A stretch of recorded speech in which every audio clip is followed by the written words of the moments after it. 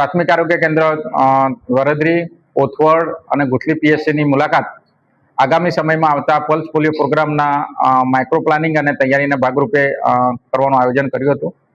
એ બાબતે વરદરી પીએસસી ખાતે સવારે 8:50 મુલાકાત લેવામાં આવી હતી.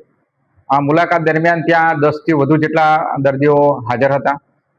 આશરે 9:30 કલાકે ક્લાસ પર આવી અને ત્યાં પીએસસી નો દરવાજો ખોલવામાં આવ્યો હતો. સવારે 10:15 સુધી તેના હેડક્વાર્ટરના તમામ મેડિકલ ઓફિસર અને સ્ટાફ સમયસર હાજર રહેલ ન હતા.